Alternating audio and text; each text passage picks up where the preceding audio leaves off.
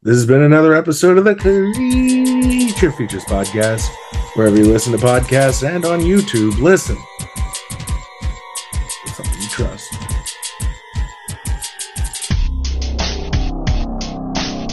This just flowed in a much more natural way, and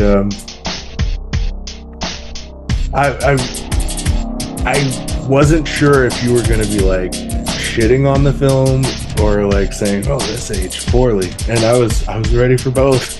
No,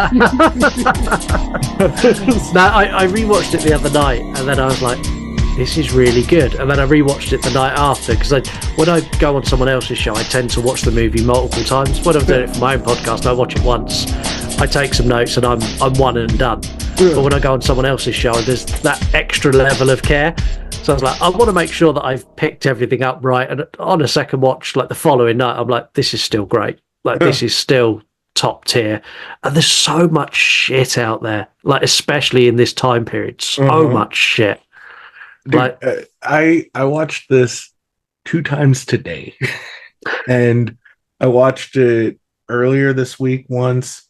So I watched this movie fucking 3 times, and each fucking time it's like, no, this is what this movie is about. And the more I watched it, the more I was like, no, this is exactly what this movie is about. Yeah. And I don't like listening to other fucking reviews of a show before, or of a movie before I review it, because I don't want to fucking parrot somebody else's fucking talking points. But this was one that I had to fucking listen to a transgender person's fucking take on this movie, because I felt like that was important. Yeah. And they were conflicted about it, but I feel like they were looking at it under the lens of Robert Hiltzik is saying being transgender is bad. And I feel like if I could say one thing to that person without them thinking that I'm fucking mansplaining to them, is that that's not what he was saying at all. And that's what I tried to really hammer home this conversation, is that. Yeah, and I agree with you. And we done the same when we done Killer Condom. Mm-hmm. That is heavily a gay movie. Yeah. And they don't portray gay and transgender people in that movie very well either. So I reached out to one of the friends that we've got and said, look, you're gay, you've got lots of trans friends. Do you want to come on as a guest? But before you do, watch the movie and then give me a call and we'll talk about it, because I want to get your take on it, because I don't want to stumble into a whole world of fucking hurt, because this movie is have you seen it yet? No, I still haven't seen it. It is, when you talk about movies being problematic, this is arguably the most problematic movie I have ever seen. Isn't it a trauma movie? Kind of. It was not made as a trauma movie. No, but it's distributed by them, right? Yeah, Trauma adopted this like in a heartbeat. Yeah. And when you see it, you'll see why. Like, it's a really good movie, but fuck, it's out there. Like, so out there. I still need to fucking watch that. But there's a whole like 6-minute monologue where he talks about his 11.5-inch cock. That sounds like something right up my alley. It's fucking hilarious. And he's like, the killer condom tries to attack him and it can't take him down because his cock's just too massive. Have you ever seen Ilsa's She-Wolf of the SS? No. Okay, so it's a Nazi exploitation, which is Nazi exploitation film. Yeah. And she is got these fucking men in this prison camp, and if they can make her come, if she can make them come, then she fucking castrates them, right?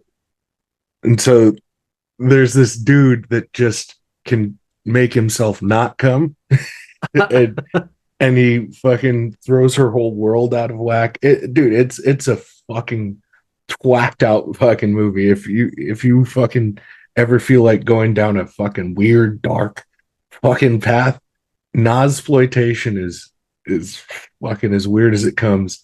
and the penultimate non-exploitation is Ilsa She-Wolf of the SS. Lots of torture in those films. Like they make her fucking piss herself at a fucking dinner. Like it's fucking weird, dude. But it's worth it. It's worth a watch. The thing is, every now and then a movie like that's like great. Like when we watched Killer Condom got voted on, and I done a big moment. And then I sat and watched it, and I picked it apart. It had loads. It had so many problems, Yeah. but I couldn't help but enjoy some of it. And some of it had me in absolute hysterics. And then when we talked about it, and we're talking about it with someone who's gay and who's in that community and getting their take on it, they're like, "This is the most homophobic shit I've ever seen, ever." And he's like, but even I'm laughing at it. He said it's so overtly homophobic and transphobic that I can't help but laugh at it, because they know when they made this, that was exactly what they were doing. Yeah. And instead of going, oh, maybe we should rein this in, he said they just doubled down and went, nah, fuck it. Let's just Yeah. keep going. How far can we push it? And it's I'm not saying that time period is missed where people fucking had no lines, because I understand the necessity of those lines. You know what I'm saying? I understand the importance of, tightening the ship and not fucking doing these fucking off the wall fucking things. But I also understand that some of my favorite fucking films are considered to be in poor taste. Yeah. And so when you put prohibitors and parameters behind or in front of art, then it stifles the creative flow that so And like, have you ever seen any of Russ Meyer's films? possibly name some of his films. He did Super Vixens, Beyond the Valley of the Super Vixens, Faster Pussycat Kill Kill. But No. he did this film called Up, and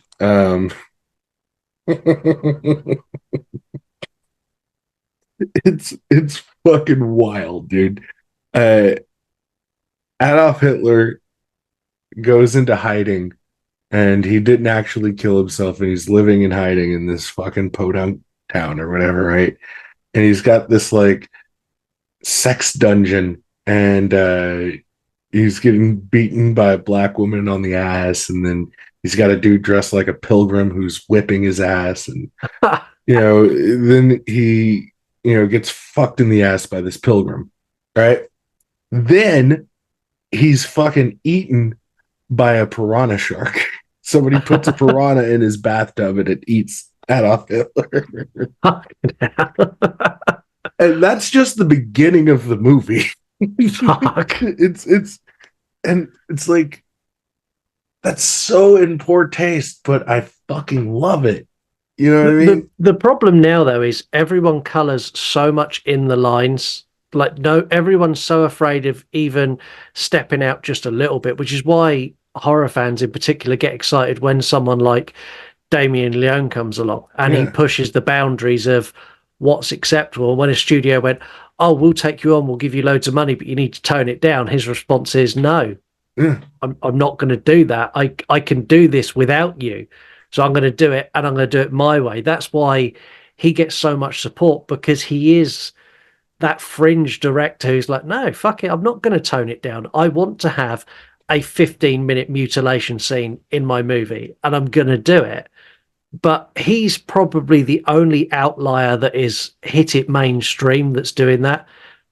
And no big studio will take a step like even slightly out of the lines. Probably the closest to doing it would be someone like A24. They tread along the line, but even they're very careful about where they go with things. But yeah, it's done under the guise of art too. Like their stuff is looked at as art house, but like John Waters would not be able to exist in this current climate. And John Waters to me is an important filmmaker, but I don't think that we could ever have a Pink Flamingos in 2024. You But know what I mean? just look through the Trauma back catalogue. How many Trauma movies would get made today? Yeah. Like, and how many would get passed and like put into a theatre? Like they done the Toxic Avenger remake. Did you see that? No. It, No. it uh, it's one of the few remakes I've not spoken about openly, because when I watched it, I was like, you took the look, but you lost the whole heart and soul Uh, of what a Trauma movie is meant to be. Like all the bits that make Trauma great, the fact that it is riding on the edge of what is allowed, the fact it is really grotesque and it's silly and it pushes boundaries, like all of that shit's gone. and I think that what's lost on a lot of people when it comes to Lloyd Kaufman specifically, that dude is brilliant. And he's Yeah, doing these things not because he's appealing to the lowest common denominator. He's doing it because the highest common denominator turns up their nose at it, which yeah, affords him the freedom to do anything that he wants. Like if you look at fucking Poultry Guys, that's a fucking twacked out fucking movie. And nobody would ever fucking greenlight Poultrycast, but fucking Lloyd Kaufman doesn't need anybody. He just makes his fucking movies, and he already has a developed audience over fucking decades yeah, of providing that kind of fucking subculture entertainment. Because that's what it is. It's counterculture entertainment. yeah. And it's a dying art form, and people colouring outside the lines and doing things out of the norm is a dying art form. And that's sad. Any art form that dies is sad, but that's particularly sad because in 10 years' time, we're just going to get cookie cutter fucking same old horror movies repackaged in a new way with a new cast. And there's not going to be anything new and inventive, or if there is, it's going to be under the radar and missed. That's legitimately the point of my theme for the next set of fucking recordings, which is video nasties. And you growing up out there, you were a victim of the video nasties, right? Yeah, yeah, So you missed out on a lot of fucking horror films because of censorship. yeah, It's crazy to me. Like as an American, to know that there are certain things that just weren't a fucking loud is crazy to me. yeah, And the trade-off is that you get films like a Serbian film, and it's just disgusting just to be disgusting, and it's not actually saying anything. It's just no, fucking rotten. yeah, And that's the compromise that you're making in order to have the freedom of expression. And I think that that's something that's super important. And Serbian film fans, to me, basically are telling on themselves. They I don't agree. have any fucking real desire to see a story. They just want yucky. Yeah, there's And another one as well, which is it's all about torture. A surgeon who tortures people, but they use real footage from actual torture that happened during the wars. mm, And like that again, that's they've built a plot and a narrative around these old footage files, but that's not a horror movie. That's me actually watching someone be tortured. I don't want to see that. agreed. I think that it's one of those things where, like, something like Cannibal Holocaust. I know why people don't like that movie. Yeah, And there's nothing wrong with somebody being upset because they think that violence towards animals is wrong. I don't disagree that violence towards animals is wrong. But I make the concession of that violence towards animals that happened in those movies, while it is excessive, is something that actually happens in those jungles. yeah, The things that took place in those films, the violence on the turtle, that is a thing that happens out there. They catch, eat, and cut up those turtles, and they actually gave the food to the people that they were filming with, and yeah. they ate it. and it's like, okay, so it's upsetting, but it's real, and it also works to help blur the lines of the violence, and it's effective in that aspect. So I get why people are bothered by it, but that doesn't fucking deter the fact that that's a good fucking movie, and that movie is about something. Yeah. But people are blinded by that violence, and that is, so it's like I can say that about Cannibal Holocaust and still say a Serbian film's a terrible movie. Yeah. And it's not just terrible because of what happens, and it's terrible because it's not a good movie. It doesn't tell a story. No. It's not good. Well, we got someone requested it for the show, and I was like, no, Yeah, not happening. I had reviewed it on the old Creature Features, and because I'd never fucking watched it, I know anything about it, and so I went into it blind, and I watched the whole fucking thing, and I was like, yeah, I did this, so I'm going to talk about it. But after that, I'm done. I don't ever have to watch that shit again. I'm Yeah. fucking a-okay all set. Yeah. Yeah, and I was the same. It was something that everyone talked about, and so many people saying it's the most shocking and horrifying thing. And I was the same as you, went in blind. And then when I was finished, like, that was just fucking awful on every level, and it was shit. On top of the fact that it's awful and it's doing horrific things that I don't want to see, it's shit, and it's not done well. If you're doing terrible things, at least make it for a reason. And there's no reason to it, and that's the problem. And it, like, for me, always that will be where I begin and end with things, is that it needs to make sense. You have to be doing this for something other than I just want to disgust people. That's why I don't like Herschel Gordon Lewis. I think that his movies are terrible. Every single fucking one of them. What was the one we did do one? We done Dead Girl, and again, that's shit for the same reasons. It's gratuitously nasty for the sake of being nasty. There's a storyline to it, but it's secondary to watching these guys take turns at raping this dead girl. It's like that is the story. That's what they want to show you. Yeah. And everything else is secondary to it. And it's like, this is shit. Why are we even talking about this? It was one of our shortest episodes. We kind of blasted through the run through and then got to the end. It's like, yeah, well, this movie was bad. We'll be back next week with a decent movie. Really sorry. Love it. Scott, I'm going to use this whole conversation in a separate thing, just so you know. Yeah, that's fine.